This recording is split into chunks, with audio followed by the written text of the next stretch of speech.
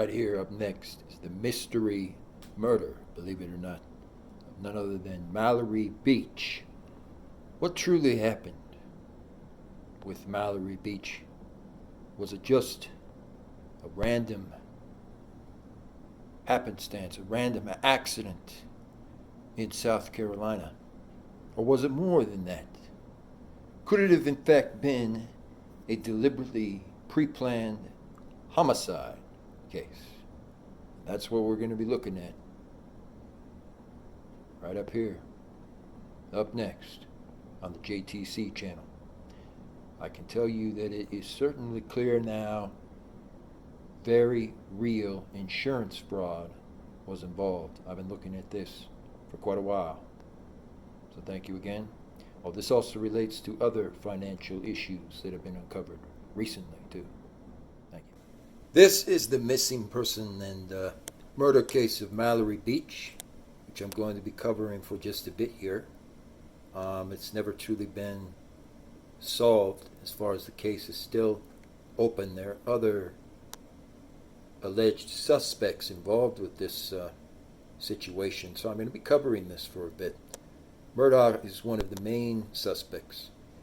Mallory died in a drunken boating accident that was allegedly caused directly on the water with the assistance of 20-year-old Paul Murdaugh, who was driving his father's yacht, essentially. It wasn't a powerboat because we know now, based upon evidence that was released, that it was in fact a yacht.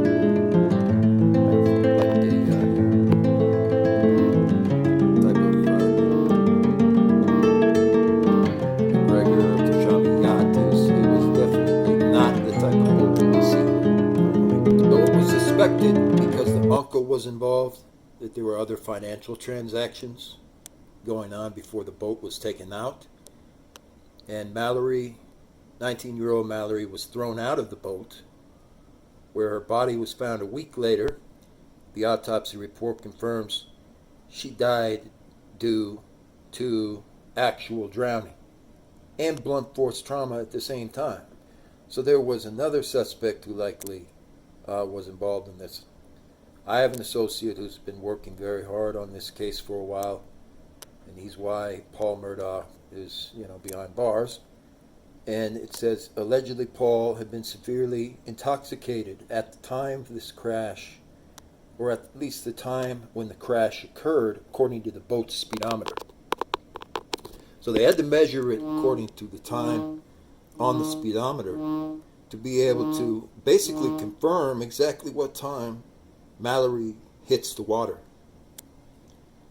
But they didn't check the actual records for the speedometer and the internal engine until much later. And we are just now finding out about this in the physical trial that's been going on too.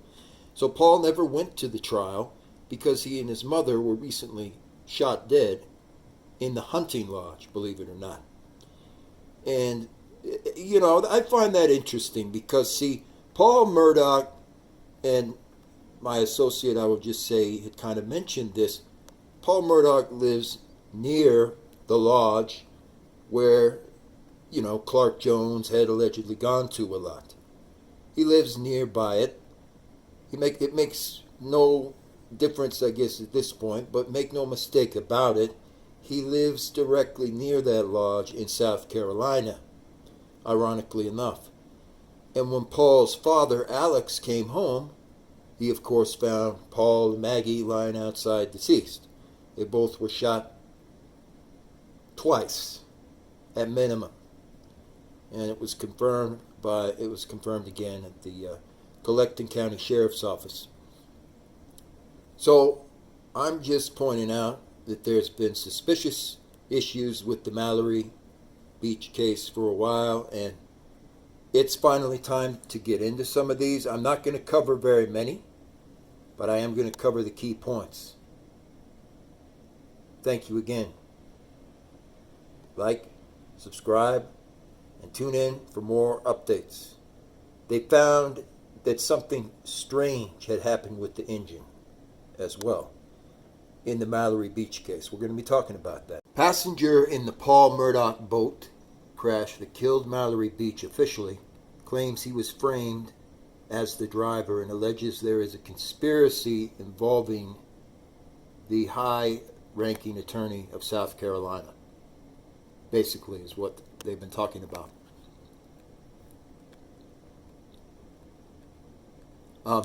Passengers on the boat that crashed and killed 19-year-old Mallory Beach suggested that Paul Murdaugh's father may have pressured witnesses to avoid testifying that Paul was driving the boat that same night, and one man claims he was set up to be seen as the boat's official driver. So even though there was problems with the ignition, there was problems in the engine core, there was problems going on with some of the footwork around the outer skilling and the actual mast and so on, all the different items that you have to have absolutely perfect before you take the boat out, and there was problems also with the ignition switch. They still went ahead and did this, and this is why I kind of call it deadly run. You see deadly run in the keywords there for a reason.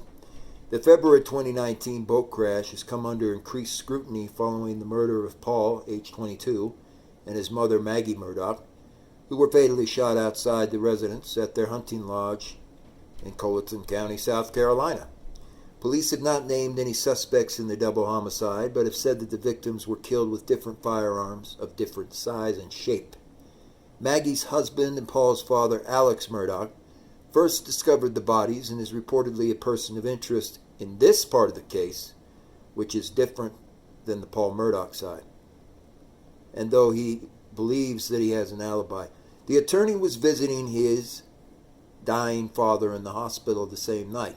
When he was killed, Paul Murdaugh was awaiting trial on charges of boating and DUI, meaning driving under the influence on a boat.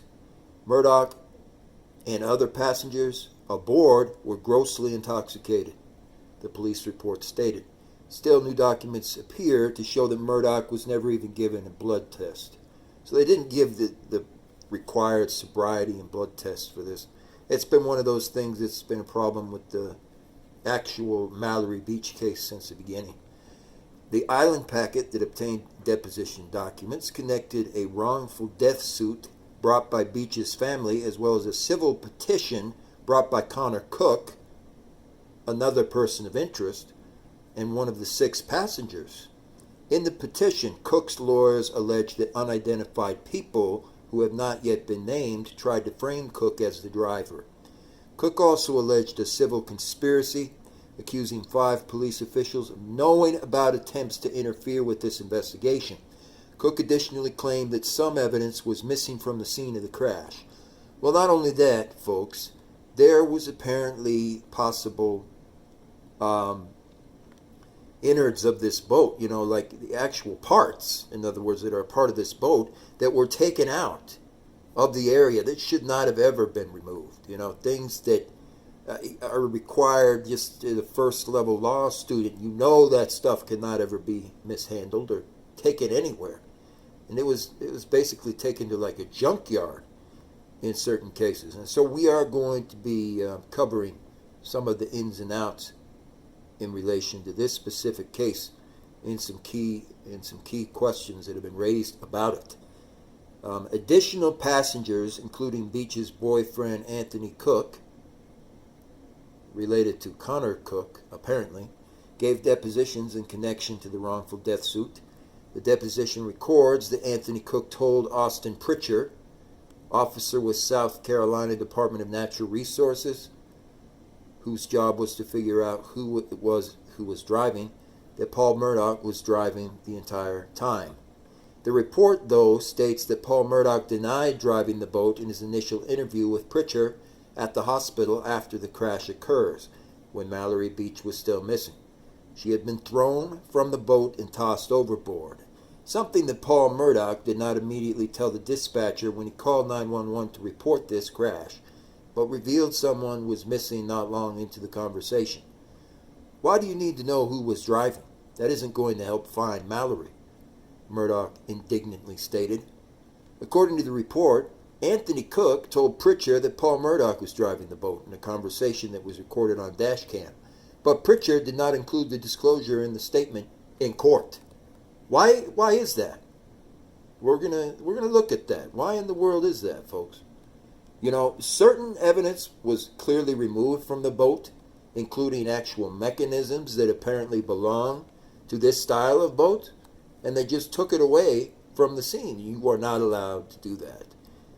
You were never allowed to do that in any kind of criminal case, especially this kind of particular case. And so we're going to be going over some of those items that were allegedly taken away and removed from the scene.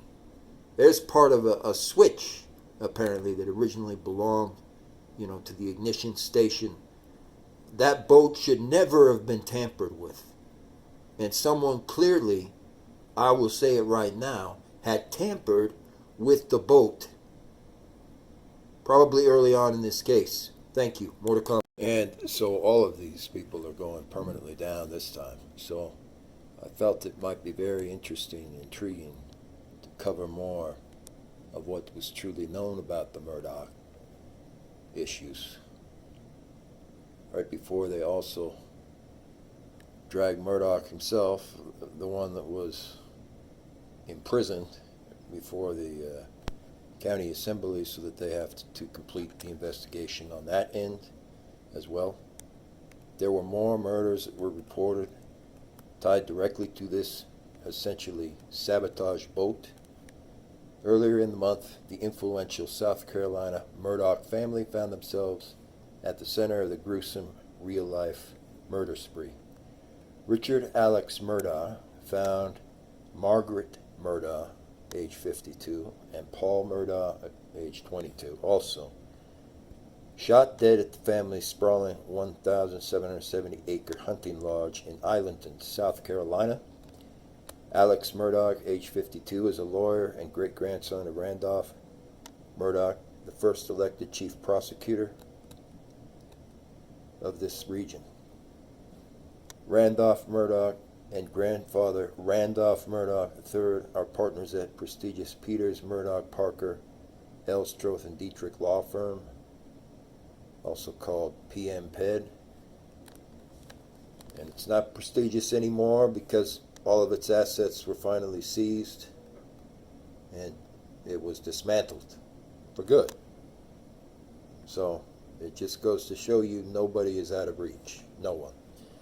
After finding his wife and son dead, on June 7th, Alex called 911 again. Authorities have not made arrests or suspects. However, the killings fueled speculation about the Power family's tangled history in the area related to murder and crime. Who are those involved with the Murdaugh family? The deaths of 3 people, in addition to Maggie and Paul Murdaugh, have now been potentially linked. Mallory Beach, the 19-year-old who died in a boating accident involving Paul Murdaugh; Stephen Smith, the 19-year-old whose death was originally attributed to a hit and run, is now believed to have been a hate crime; and Gloria Satterfield, age 57, Murdaugh's housekeeper, who died in what was labeled a trip and fall accident, was also labeled a hate crime. Prior to his death, Paul Murdaugh was released on $50,000 bond after the drunk boating accident resulting in the deaths of all those involved. Murdaugh was driving his father's boat on Archer's Creek with 5 other friends. Mallory Beach was aboard when everything to do with the navigation went haywire. Beach was the only passenger who did not survive the boating accident. According to the legal brief, Murdaugh was highly intoxicated, and then she was killed. According to the others on the boat, Murdaugh got into a physical fight with his girlfriend, Morgan Daughtry, and he would often leave the wheel of the boat and let it keep on going on cruise control. So he allegedly let this boat just keep running, even though they knew it was malfunctioning. It was going to end in a triple homicide. It was going to get everybody killed. They deliberately let the boat continue to run. Okay, and that says it all. That really says it all. Mallory Beach's mother brought the wrongful death suit against the company for the Murdaugh's alcohol and use of Buster. The case is under investigation. At the time of his death, Paul Murdaugh was facing felony charges of boating under the influence. Last week, a lawyer representing Beach said that the police improperly tried to influence the original investigation of the crash itself. None of the passengers were administered sobriety tests after the accident. Paul's uncle, John Marvin Murdaugh, also revealed that his nephew had received death threats online prior to his murder. A hearing for the crash was postponed due to all of the facts of the murders coming out. The death of 19-year-old Stephen Smith, which was originally ruled some kind of hit-and-run accident in 2015, has now been ruled a homicide due to the fact that it was directly next to the hunting cabin or the hunting lodge. His body appeared to have been badly beaten with a 7.25-inch gaping hole on his forehead. Additionally, it's been reported that his death was misshapen by blunt force. His right shoulder was partially dislocated, and cuts and bruises were all across his body. Sandy maintained her innocence in the face of her openly questionable son having been involved in a hit and run. It was revealed that Smith's case had been reopened after investigators received tips claiming Smith had been in a relationship. Initially, investigators said they believed Smith had been struck by some kind of moving transport, but authorities disagreed. The original report of the incident states the victim was found in Sandy Run Road, deceased from blunt force trauma. The report also notes authorities saw no vehicle, no debris, no skid marks, or anything consistent with the report. While the death is ruled a hit and run, at first, a coroner's report said that Smith had a gunshot wound and defensive wounds on his hands. According to the coroner's report, it was ruled a homicide. After being informed that her son's case would be reopened due to the tips received about Smith and Buster Murdaugh's relationship, Sandy told them, "We've been waiting on that. Stephen always put it on the back burner. It's like nobody's looking for answers." In 2018, Alex Murdaugh, Paul's father, settled a wrongful death claim in relation to the death of Gloria Satterfield. Court documents do not say where the death occurred or how she knew the Murdaugh family, but it did state that she died after a trip and fall. Sources close to the case revealed that Satterfield was the Murdaugh family housekeeper. Alex Murdaugh was the only defendant listed in the settlement, and his insurance provider paid $500,000 bond. And then they deactivated the bond and froze it permanently, which is probably the only correct conclusion for anything to do with this case, based upon the evidence that's come out about the different bad actors involved. It would not shock me that they just all receive the death penalty for the most part, and they're just taken out. Just like I myself have to deal with some serious charges, and although they won't have any real residual effects because of my status of being a state national versus a U.S. citizen, that's right. The effects are still there, and they will have to deal with their consequences, basically taking them out of this world. And it's not a surprise when we think about it. This is a very, very common tactic. They will claim that they had nothing to do with the original murders at first. Then it's discovered later that, there was recorded surveillance footage. It shows that they were involved with the murders, and then there's another video file or something that automatically appears, and it shows that no, their family, their other outer family, was also involved with the murders and covering it up, and that they had premeditated and planned essentially to kill Mallory Beach. And so, in the long run, none of this is really a true surprise. In the long run, it is no surprise. In the short term, you're like, how could this be the case? Why in the world was this other woman Lori involved. But once you peel back the onion, so to speak, it becomes 100% crystal clear why they were involved and also how they premeditated and planned these murders. And they were going to pretty much murder at least 15 people there in South Carolina. So it gets to be very, very common. It's a common tactic. It's a delay tactic, and they use it in an attempt to influence the other juries who are now investigating, because they had to come in due to how much of a mess this was, and they had to convict some of the original people in the state government, and they had to take everybody out of there. And so I'm not surprised that there was a premeditated execution of the Beach relatives. It's just interesting how it took this long for it all to come out. And there's a tangled web here. There really is. The moral of the story is it's a tangled web. When first, my, what a tangled web you weave when first you practice to deceive.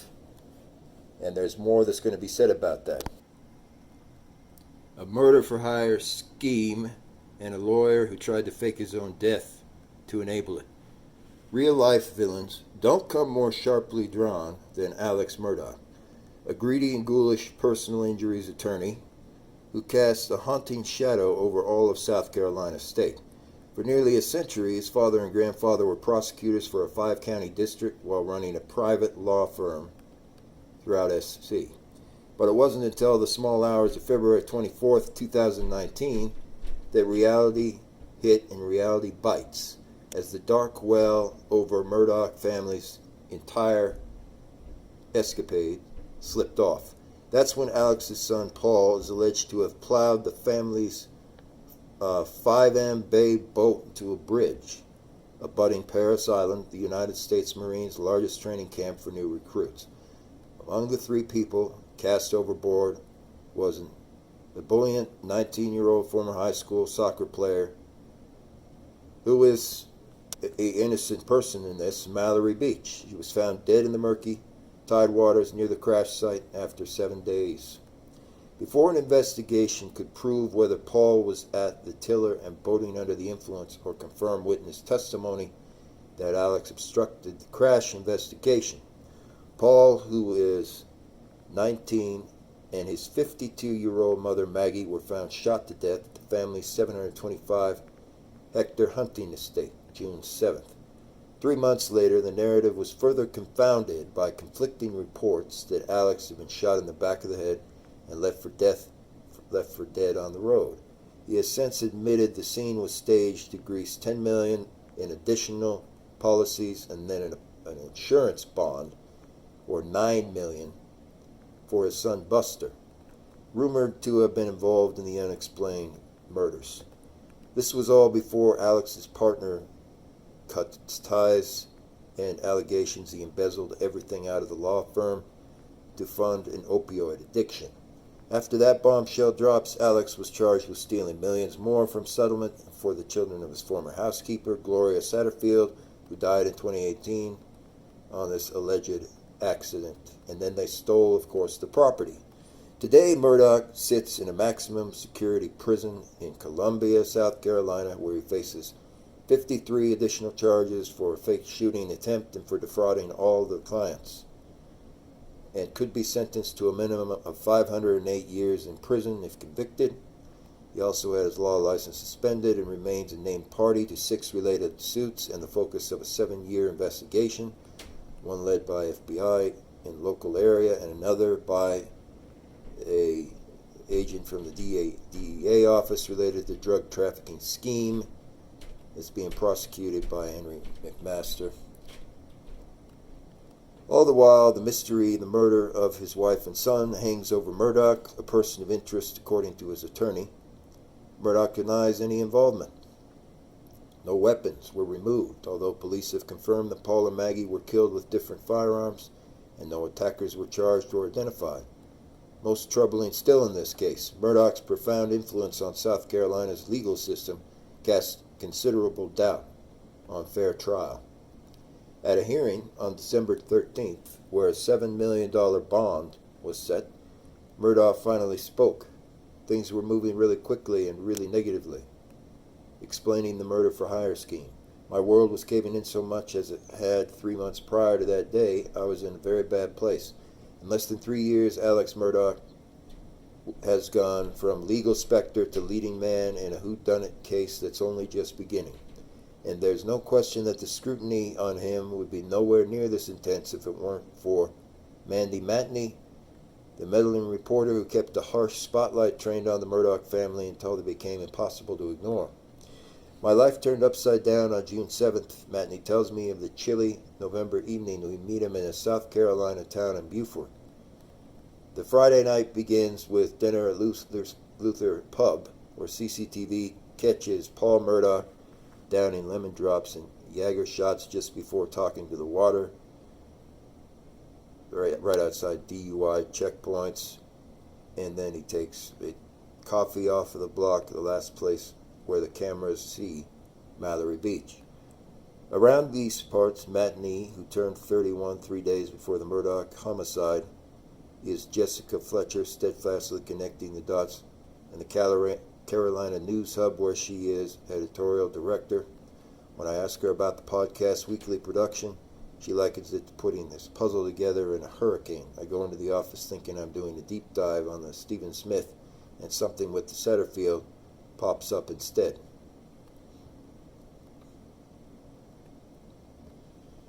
The boat crash is how Matney landed on the Murdaugh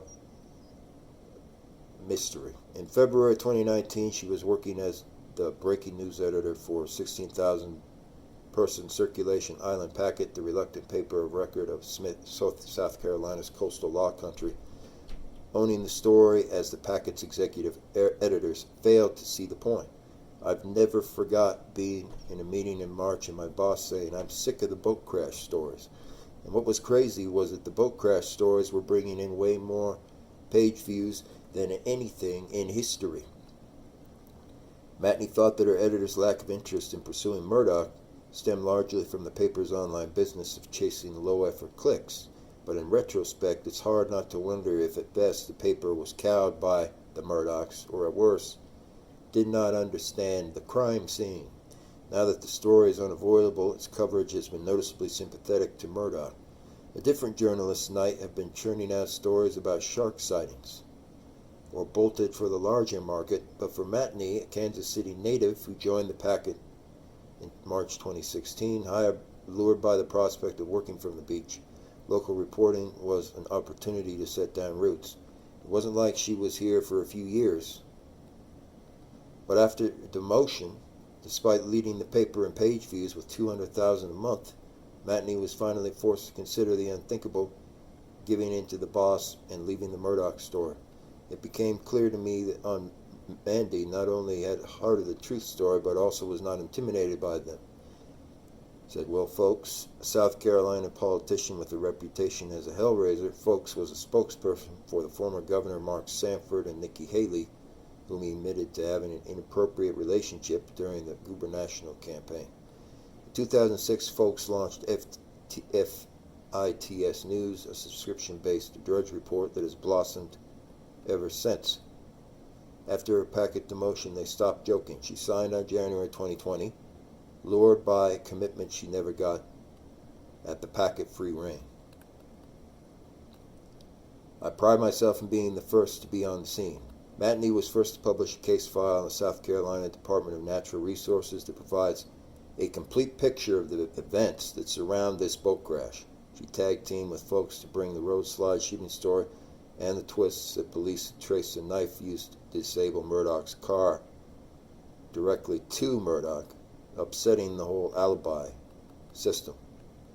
Matney reported 40 times the investigation file mentions Murdaugh.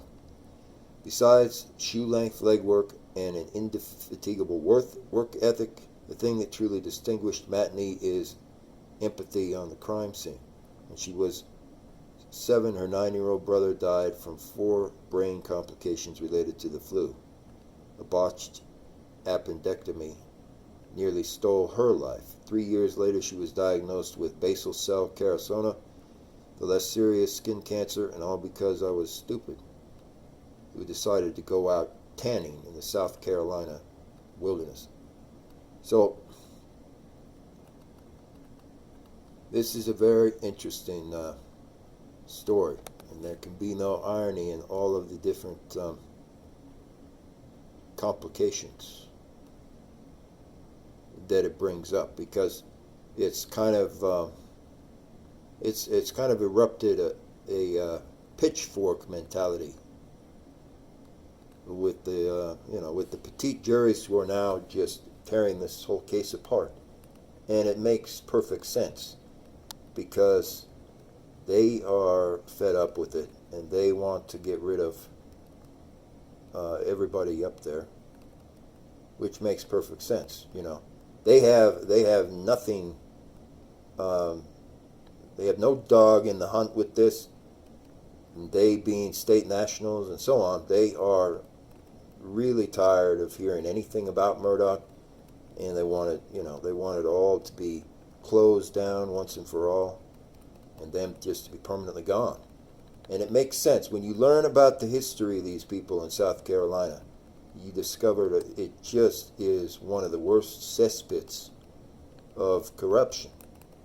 Just real material corruption, and things going on over there that no one has any business in. But the important things that we're going to take away from this case, and it's going to affect a lot of people, is there's going to be some things documented here about the boats themselves, how they crashed, and they're very, very likely being sabotage also involved in the boats, and exactly what was going on with these boats and why they were even running them in that area when it was known they were going to be sabotaged. So this is going to be very important. Thank you. A private investigator has secretly videoed and recorded Paul Murdaugh 3 days before his alleged death, at one point installing a secret camera at the entrance of the Murdaugh family home in Colleton County, South Carolina, where Paul and Maggie were murdered in June of 2021. The videos collected by the private investigator have been provided to detectives of South Carolina State Law Enforcement Division in the ongoing investigation into Paul and Maggie Murdaugh's murder, as well as suspected embezzlement crimes tied to Alex Murdaugh directly and insurance fraud, essentially. It is unknown if the videos contain evidence relevant to the Paul and Maggie Murdaugh investigation at this time. And what's allegedly already been reported, that's still being looked into, folks, is they caught a suspect on video going in to, you guessed it, mess with the boat. To mess with the boat's inner workings, in other words. And also caught them on video, believe it or not, going in to write up, certain falsified records, certain fake documents for the insurance bond scam, for the scheme that they were going to pull off of insurance fraud as a result of all this. And it hints towards this in the wrongful death suit that was filed by Mallory Beach's family, that there were significant problems with people going in there to examine the boat, and also the convenience store illegally selling alcohol, ironically enough, to 3 or 4 of the victims who essentially ended up dead. And also, potentially, from the looks of it, selling this alcohol directly to Murdaugh Sr. when they knew he was already out on a DUI. He had barely been out of jail, essentially, from a, DUI. People say, how great the Murdaughs were. I mean, if they really had anything great about them, folks, then Paul Murdaugh himself would not have been out on a DUI earlier. He would not have been drinking all the time on the job, so to speak. These people were 100% no good. They were 100% into serious felonies, of course. But now what's being discovered in the wrongful death suit is finally the story is starting to fall apart, just like it fell apart in relation, just like it officially fell apart in relation to how some of these fraudulent bank accounts were set up, allegedly in my name, for example, that were set up out there. You know, there were these issues there and it was some kind of mistake. No, because that fell apart as the hard evidence finally got exposed that they had premeditated creating these fake fraudulent bank accounts too. And the actual name of one of the perpetrators just fell right out. And some other hard evidence linking it back to the original place where they created the fake bank account. The fake bank accounts themselves, plural. You just had to wait a little more for the story to fall apart. And it indeed falls completely apart when you look at the fact that Paul Murdaugh was seen on camera doing this. You know, Parker, Grieco, and others saw Paul Murdaugh on camera doing this. All three of them should have been guilty of premeditated first-degree murder at the very beginning. That's right, because how can you explain the fact that they allowed something strange to be going on there at their lodge, at their estate, and someone going in there to look at the boat, and someone selling this alcohol just right under the table, you know, at the convenience store and similar things? You can't explain anything. You cannot explain anything at that point other than it was premeditated. They were both involved. They were conducting an insurance scam to get all of the insurance money. And all the three of them were essentially guilty of planning first-degree murder. That's right. And we have to also take into account that Paul Murdaugh, that's why he kind of took himself out, knowing that they had pre-planned and pre-designated certain people to be at these actual locations to ensure that these murders were conducted as quietly as possible. But it ended up, of course, blowing up to be the exact opposite. Nothing was done quietly. Nothing. And they are indeed all accessories. They are all guilty in this. That's right. Tinsley claims he advised Ward of the agenda to protect the Beach family, including Mallory Beach, and warned her the materials she had given were confidential. He rejected Ward's invitation to be part of the documentary. In the December filing, Tinsley decided to sue Ward, Parker, Grieco, the Cruz, and the consultant Wes Donahue for conspiracy and intentional infliction of emotional distress on the Beaches. Two private investigators named Max Frattori and Henry Rosado were hired by Donahue and named as defendants. Tinsley lays out in the suit he believes that they hired Donahue's crisis communications firm to lead social media attacks. Parker was involved in the strategy planning for the operation, according to Tinsley's allegations. Judge Bentley Price stated in the courtroom, Tinsley told Judge Price he has evidence Parker and Donahue continuously texted back and forth about what they were going to do in terms of achieving their purported goal. So some of the people that were on this boat were not victims at all because they knew what Alex Murdaugh was intending to do. They knew that he was going to be a part of this insurance scheme, you know. And the other witnesses who were actually there and physically present, they apparently did not know. You know, they were not involved in any of this, and that's why they started bringing a number of wrongful death suits, and specifically Mallory Beach will be one of those who never knew about this insurance scheme. This is insurance fraud on a massive, massive level. And that would be why they wanted that boat to be messed with to start with. They were plotting a literal insurance fraud scheme that would get everybody, except for like a couple of people, involved in this on the outside. It would get everybody millions and millions of dollars in insurance bonds. And this is why they did away with essentially the insurance industry in South Carolina, why they finally just abolished it. And this kind of thing is very common. But to see it come up to this scale in South Carolina is what is uncommon. This is very, very unusual and very uncommon. And they claim that Parker and his team used Furtado, Rosado, and a third party named Sarah Capelli to dig up dirt on the Beach family. Fanning the rumors is the fact Buster and Paul Murdaugh were investigated. But Tinsley says Parker had set about proving a connection.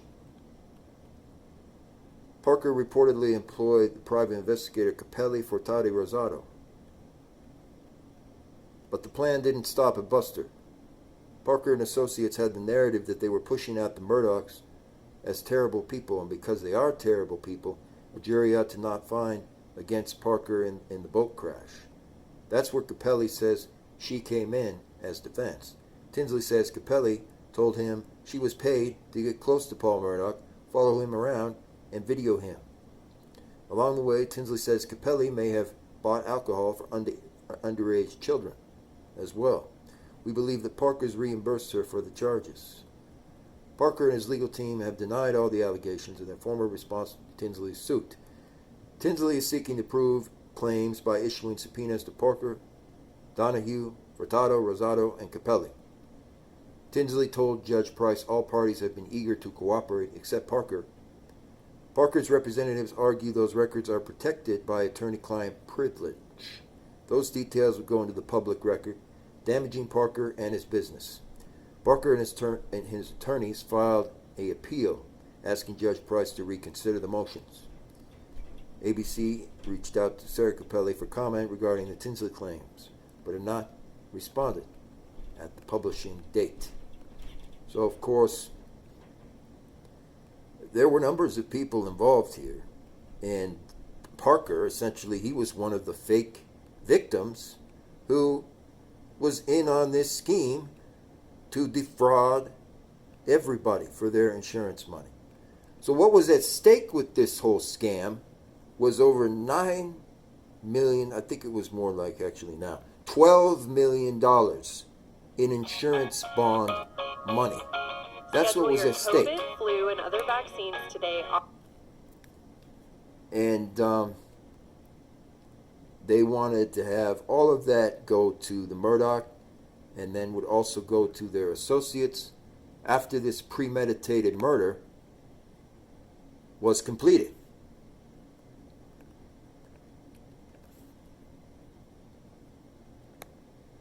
So it's really, when you look at it, just one of the most massive insurance fraud schemes that they've ever done in South Carolina.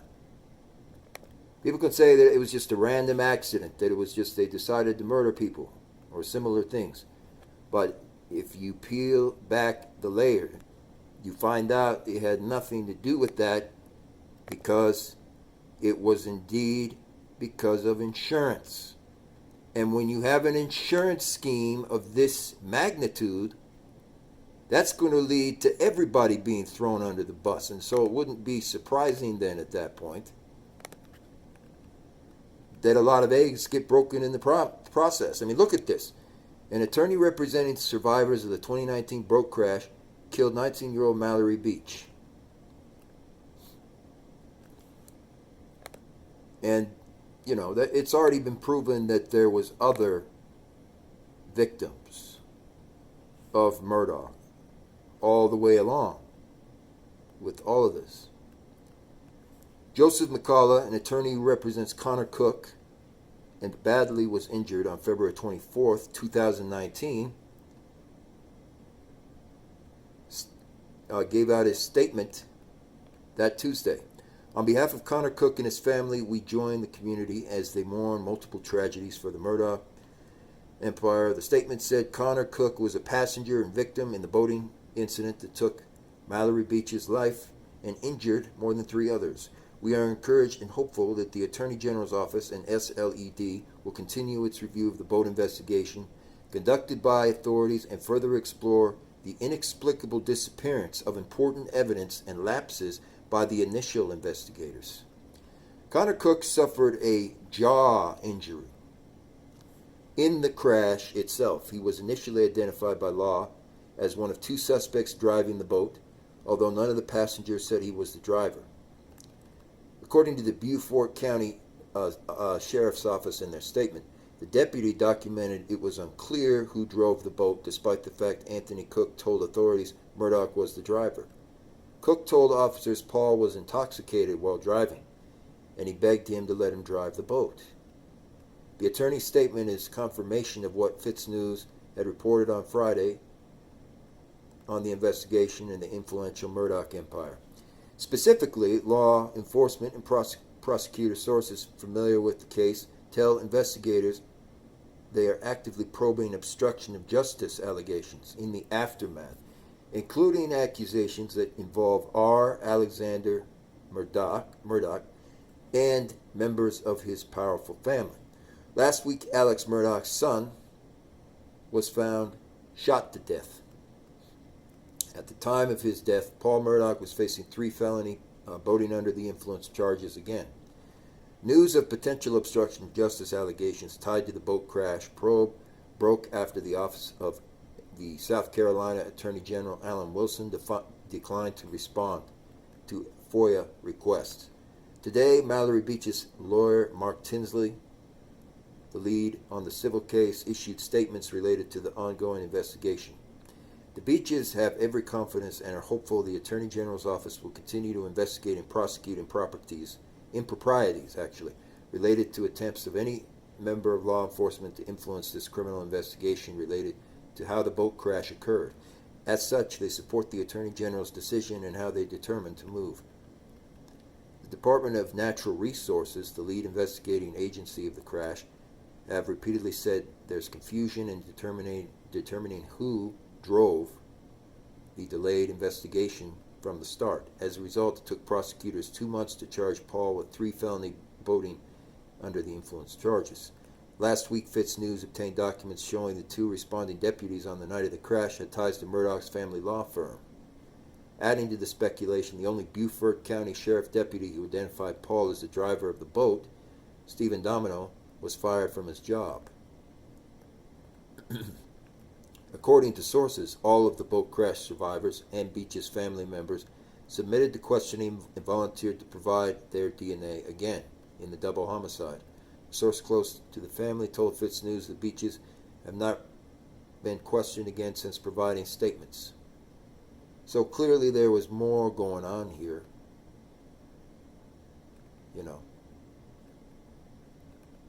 the whole time with this whole situation, because they had a scheme for premeditated insurance fraud. Well, what other attorneys did they bring in for the insurance fraud? That's all this was about. Because attorneys are always in on that. They want to have part of the insurance fraud scheme or scam. And they're going to be reviewing a lot of allegations regarding this in the assembly. And this was clearly all done on purpose. It was a sabotage type of incident. And the Murdaughs were 100% behind it. But we have to admit now there were other accomplices who wished to just pull off this insurance scheme. You're talking about an insurance scheme that's worth over $10 million. There's going to be plenty of accomplices who are in on the same scheme. So thank you. Once again, like, comment, but get this case out there far and wide. Those who were wondering about it, I think this will erase all doubts. regarding this scheme. Alex Murdaugh, a South Carolina lawyer whose wife and son were killed in June, was arrested on Thursday in connection with the insurance fraud. Murdaugh is expected again to appear in court on Thursday. He faces further charges of insurance fraud, conspiracy to commit insurance fraud, and filing false police reports, according to a statement from South Carolina law enforcement. The case will be prosecuted by the Attorney General. A beige SUV containing Murdaugh pulled up to the Hampton County Law Enforcement Center late Thursday, and Murdaugh was seen exiting shortly after it pulled through the gate. I assure you that SLED agents will continue working to bring justice to anyone involved with any criminal act associated with the investigation. The arrests in this case are only the first step. The killings of his wife and son in June have not been solved, and Murdaugh has denied any other ties. Murdaugh was shot in the head on a roadway September 4th, but survived. A family spokesperson had previously blamed the shooting on an unidentified assailant in a blue truck. But Murdaugh admitted to authorities on Monday that he had conspired with a man identified as Curtis Edward Smith, a former client of Murdaugh, to kill him as part of the scheme, according to a court affidavit. Murdaugh decided to end his own life but believed his insurance policy had a suicide exclusion. His other attorney, Dick Harpootlian, told the Today Show after the scheme was unveiled. Additionally, state investigators have announced the opening of two other investigations regarding the 2015 unsolved murder of a teenager. Smith, age 61, was charged Wednesday with assisted suicide, assault, and battery of a high and aggravated nature. On Thursday, Hampton County Magistrate Judge Tonya Alexander set bond for Smith at $55,000. Alexander ordered Smith to appear for roll call. After he was shot September 4th, Murdaugh called 911 to report he had been shot in Hampton County. So, and of course, I'm not going to get into all of this right now. That's in the same area that Clark Jones, of course, had a lodge in that arena of the South Carolina forest. Again, he had one nearby. So, there's no coincidence there. And so it's 100% clear this was indeed a premeditated insurance fraud scheme when I look at this. What are your thoughts? I'd like to hear, a lot of your feedback on these specific issues. And if you were wondering whether I was going to file something related to Murdaugh,